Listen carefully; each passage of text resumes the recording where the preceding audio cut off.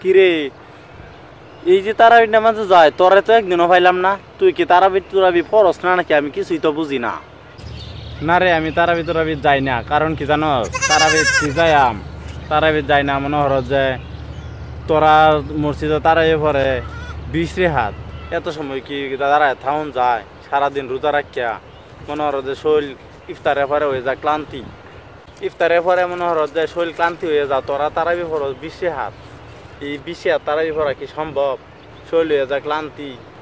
তারাবির নামাজ 8 রেখাত, তোরা 20 রেখাত ফরসকে লাগিয়া। তা আবার খতপে তারাবি, সূরা তারাবি না। জীবনটাই শেষ। 2 দিন গিয়া হেরা লাগে ওখানে আর যাই না, বুঝছস?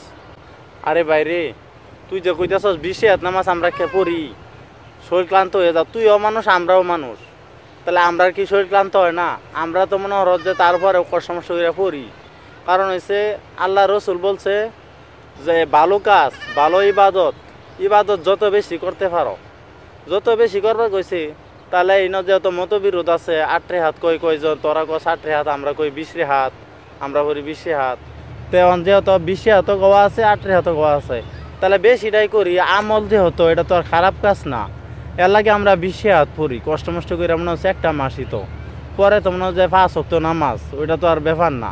তো তোরা মনে হর যে কে লাগে এমনটা করস? তোরা আমল করবি, বাড়ায়া সারায়া করবি। কারণ আল্লাহ তো কবুল করতেও পারে, নাও করতে পারে।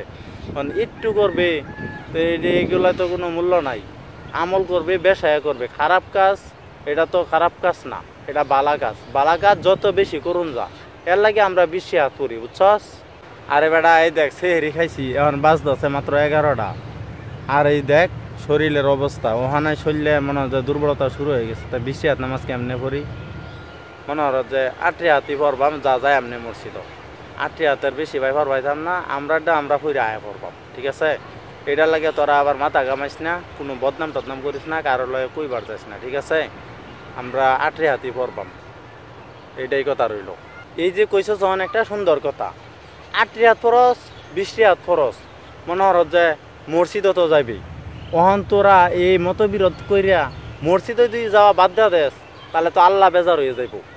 তো যাই হোক, যখন কইতাছস মসজিদে আজকে থেকে যাবে, যা তোরা তুই মসজিদে যাস, 8 রেখাতই পড়ে আইস ভাই। তারপরে রাগ করিস না, কারণ মসজিদে যাওয়া বাদ দিস না। তো মনে হরস আল্লাহ একটা মতবিরোধ, এটা কই থেকে আইছে এটা আমরাও জানি না, তোরাও জানোস না। তখন মনে হয়েছে পূর্বপুরুষেরা কি করছে না করছে এটা তো আর আমরা জানি না। তো যাই হোক, যেহেতু রাজি হইছস, মসজিদে যাওয়া বাদ দিস না, মসজিদও যাইস। তো কথা এটা রইল। তো বালা থাইস, হ্যাঁ? আমি জুম্মার টাইম হয়েছে পড়াই 12টা বাজে। তো জায়গা তুইও জাগা, ঠিক আছে? তো বালা থাইস, সমস্যা নাই। মসজিদে আইস কিন্তু।